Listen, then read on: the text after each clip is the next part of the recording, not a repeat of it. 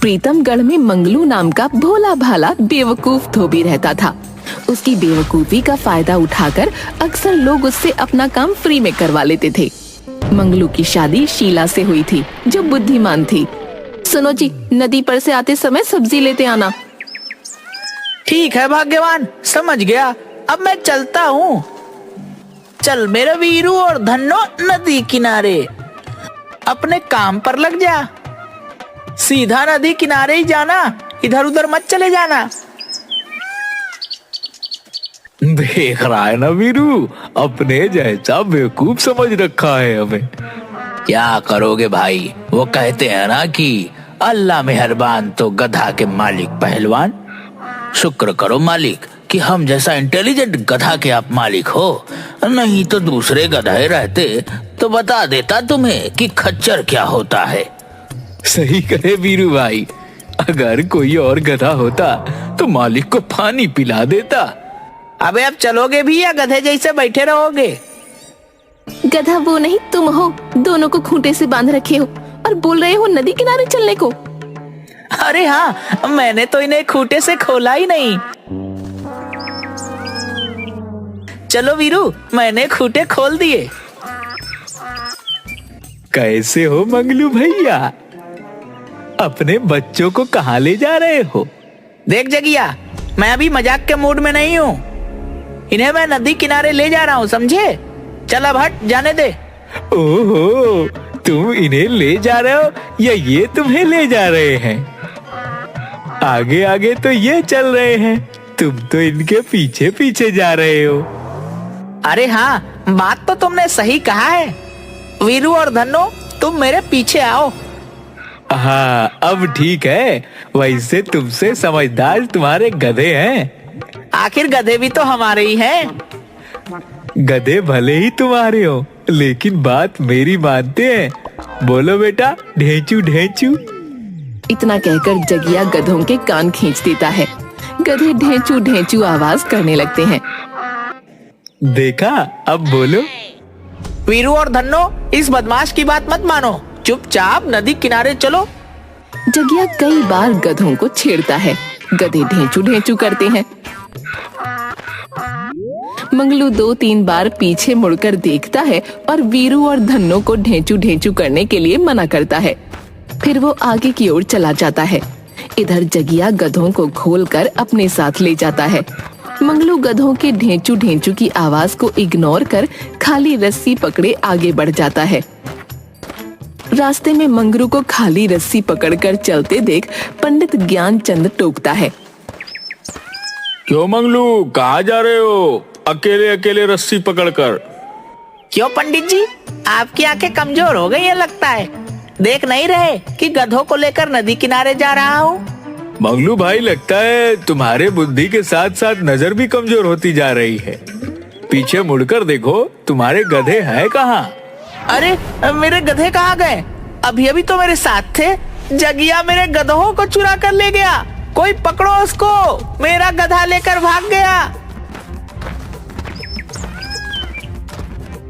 मंगलू जाकर शीला को सारी कहानी बताता है। शीला अपना सिर पीट लेती है। 2 गधे ही अपने पास थे, वो भी तुमने चोरी करवा दिए। अब हम लोग क्या करेंगे, कैसे जिएंगे? जो भी कपड़े धोकर कमाते थे वो भी खत्म हो गया। क्या करें भाग्यवान, हमारे नसीब में शायद यही लिखा था। ऊपर वाले शायद नहीं चाहते कि हम ये काम करें। ऊपर वाले भी उसी की मदद करते हैं जो काम करता है। मैं तो तन मन लगाकर काम करता हूँ, फिर भगवान हमारी मदद क्यों नहीं करते? शायद भगवान हमारी परीक्षा ले रहे हैं। गधों के बिना मंगलू धोबी का काम ठप हो जाता है। जैसे तैसे 2-4 कपड़े धोकर वो सुखाता, उन्हें कस्टमर को देता, लेकिन इससे दाल रोटी भी चलना मुश्किल हो जाती है।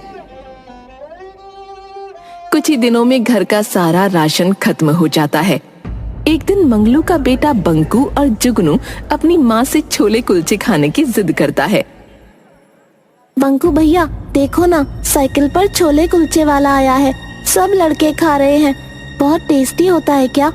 सभी बोलते हैं बहुत अच्छा होता है। तुमने कभी खाए हैं छोले कुलचे?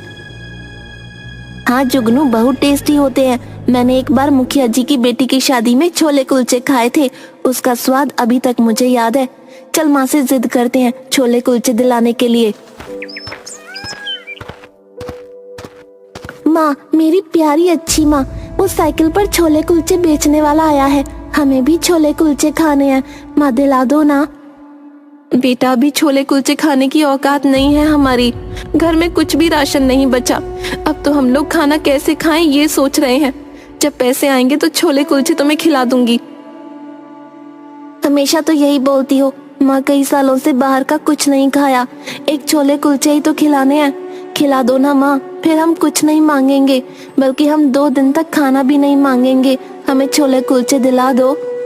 बात को समझो मेरे बच्चे, तुम्हारे पिताजी के चलते 2 जो गधे थे अपने पास वो भी चले गए। अब हमारे पास कोई रोजगार भी नहीं है। आज वो मुखिया के खेत पे काम करने गए हैं, पता नहीं अब हम लोगों का क्या होने वाला है। मुझे कुछ भी नहीं सुनना, मुझे छोले कुलचे चाहिए, मैं छोले कुलचे खाऊंगा। शीला लगातार समझाई जा रही थी, लेकिन जुगनू अपनी जिद पर अड़ा था। वो बार बार छोले कुलचे खाने की रट लगाए जा रहा था। शीला अपने आपे से बाहर हो जाती है और जुगनू और बंकू को 2-2 तमाचे जड़ देती है। दोनों रोते रोते भूखे पेट शाम को ही सो जाते हैं। रात में करीब 8 बजे मंगलू मुखिया जी के खेत पर से काम करके लौटता है। शीला, आज बच्चे बहुत जल्दी ही सो गए, क्या बात है? बहुत जिद्दी हो गए हैं दोनों, छोले कुलचे खाने की जिद कर रहे थे। हमने उन्हें समझाया कि जब हमारी स्थिति अच्छी हो जाएगी तब खिला दूंगी, लेकिन दोनों जिद पर अड़े थे तो मैंने इन्हें 2-2 तमाचे मार दिए। बेचारे रोते रोते सो गए। हे भगवान, हमारी गरीबी का सजा इन मासूमों को क्यों दे रहे हो? ये गमछे में क्या लाए हो?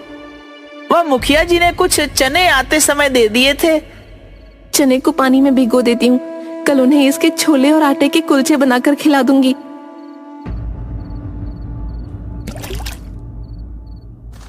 दूसरे दिन शीला सुबह सुबह ही चने के छोले और आटे के कुलचे बना देती है और बंकू और जुगनू को खाने के लिए देती है। जुगनू और बंकू छोले कुलचे खाकर बहुत खुश हो जाते हैं और पूरे मोहल्ले में जाकर बताते हैं कि उन्होंने आज छोले कुलचे खाए। दोपहर में पंडित ज्ञानचंद मंगलू के घर अपने भगवान के कपड़े धुलवाने आते हैं। मंगलू, अरे ओ मंगलू, कहाँ है भाई?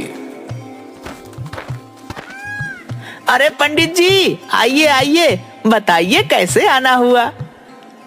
अरे मंगलू भाई, तू तो जानता है कि मैं पूजा पाठ करने वाला आदमी हूँ। मंदिर के सारे कपड़े पर्दे वगैरह गंदे हो गए हैं।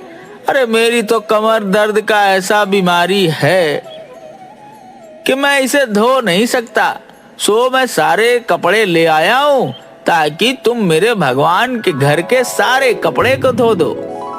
अरे हाँ हाँ पंडित जी, क्यों नहीं, लाइए, मैं कपड़े धो दूंगा। आइए बैठिए ना। नहीं, अब मैं चलता हूँ। वैसे बहुत अच्छी महक आ रही है घर से। वो चने के कुलचे बनाए हैं जुगनू की माँ ने, आइए ना थोड़ा सा चख लीजिए। आपको थोड़ी सी भी अकल नहीं है? ये पंडित जी हैं, हमारी छोटी जाति के यहाँ कैसे खा सकते हैं? माफ कीजिएगा महाराज जी, आप तो जानते ही हैं ये मूर्ख हैं। अरे ऐसा नहीं है, मंगलू तो बहुत भोला भाला और सीधा है। और हाँ, मैं यह छुआछूत नहीं मानता। अगर ऐसा नहीं है तो महाराज, हम गरीब का भी अन्न खा लें। ब्राह्मण को घर से भूखा नहीं भेजना चाहिए, दरिद्रता बढ़ती है। वैसे भी हम पहले से ही दरिद्र हैं। शीला पंडित ज्ञानचंद को छोले और कुलचे खाने को देती है। छोले कुलचे खाने के बाद पंडित ज्ञानचंद शीला से बोलते हैं, वाह, सचमुच तुम्हारे अंदर अन्नपूर्णा देवी का वास है। इतने स्वादिष्ट छोले भी बन सकते हैं, इसका मैंने कल्पना भी नहीं किया था। मंगलू, तुम क्यों नहीं छोले और कुलचे का बिजनेस शुरू करते हो? पर महाराज, ये मैंने नहीं, शीला ने बनाई है। तो क्या हुआ, पति पत्नी दोनों मिलकर बिजनेस करो। मैं दावे के साथ कहता हूँ, यह बिजनेस खूब चलेगा और तुम्हारी सारी दरिद्रता दूर हो जाएगी। ठीक है पंडित जी, जैसी आपकी आज्ञा, मैं कल से ही यह बिजनेस शुरू कर दूंगा। पंडित ज्ञानचंद मंगलू को एक पुरानी साइकिल दे देते हैं। मंगलू बनिए की दुकान पर जाकर मैदा और छोले बनाने का सामान उधार ले आता है। शीला छोले कुलचे बनाकर 2 बाल्टी में दे देती है, जिसे मंगलू साइकिल पर लादकर गांव में बेचने निकल पड़ता है। दोपहर होने के पहले ही उसके सारे छोले कुलचे बिक जाते हैं। वो वापस आकर बनिए का उधार लौटा देता है और कल के लिए दुगना सामान ले लेता है। दूसरे दिन भी मंगलू के सारे छोले कुलचे तुरंत बिक जाते हैं। जल्दी ही मंगलू के छोले कुलचे दूसरे गांव में भी फेमस हो जाते हैं। उधर प्रीतमगढ़ के राजमहल में रानी तारा, माफ करना, आने में थोड़ा विलंब हो गया। मैं जानता हूं कि तुम रूठी हुई हो, लेकिन मैं क्या करूं?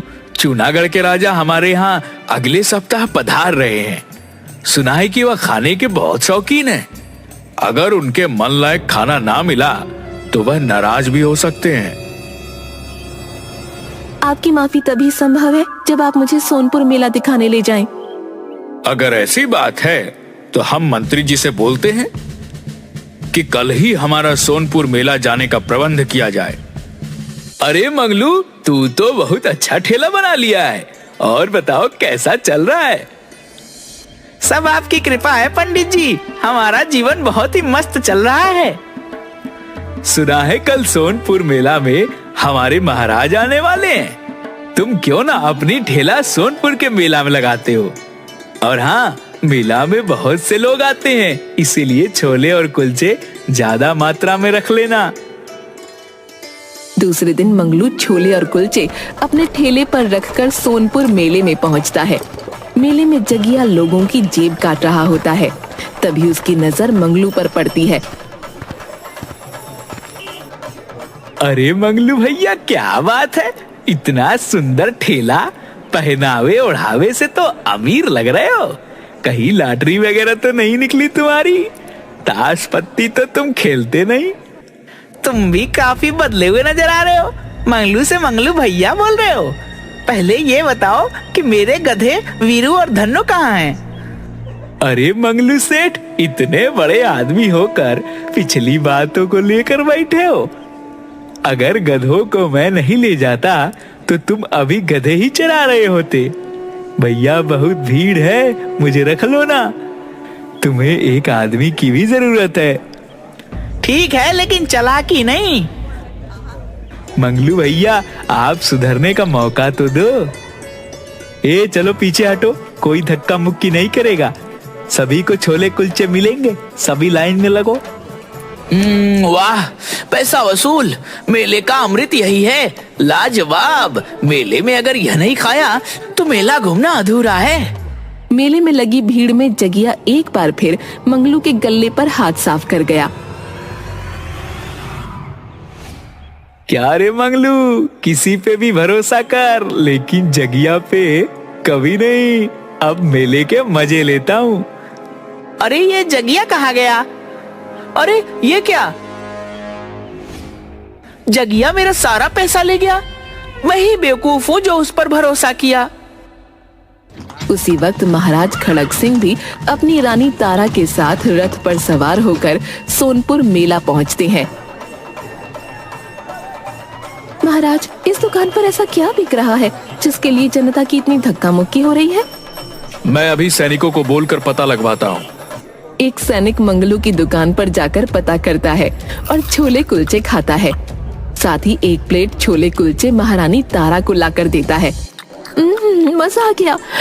महाराज, अगर ये छोले कुलचे वाला जूनागढ़ के राजा भैरव सिंह को अपने छोले कुलचे खिला दे तो महाराज प्रसन्न हो जाएंगे। ये लीजिए, आप भी थोड़ा सा चख लीजिए। सैनिक, उस छोले कुलचे वाले को बुलाओ। मंगलू, तुम्हारे छोले कुलचे बहुत ही स्वादिष्ट हैं। तुम अगर राजा भैरव सिंह को खुश कर दो तो हम तुम्हें ढेर सारा इनाम के साथ मुख्य बाजार में बड़ा सा दुकान देंगे। क्या महाराज, सच में? कहीं आप भी जगिया की तरह मेरा बेवकूफ तो नहीं बना रहे? अरे बेवकूफ, राजा हैं हम। शुक्र मनाओ, हम स्वयं आकर तुम्हें सेवा का मौका दे रहे हैं। माफी महाराज, माफी। मैं आपकी सेवा में रहूंगा। धन्यवाद। अगले सप्ताह जूनागढ़ के महाराज भैरव सिंह प्रीतमगढ़ आते हैं। ये चखिए महाराज, हमारे शाही छोले कुलचे।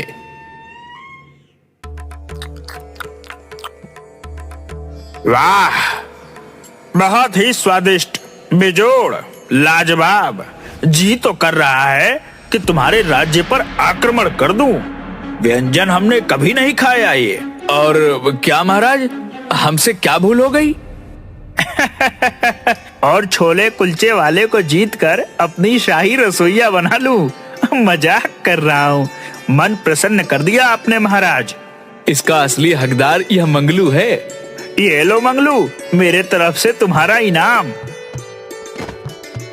अगले महीने मेरी बेटी की शादी है, उसमें तुम ही छोले कुलचे बनाओगे। जी महाराज, आपकी आज्ञा सिराखों पर। धन्यवाद महाराज। अरे वाह, मेरी तो किस्मत चमक गई। वाह शीला, तुम तो शाही रसोइये की पत्नी बन गई। वाह किस्मत, धोबी से रसोइया बना दिया उस जगिया ने।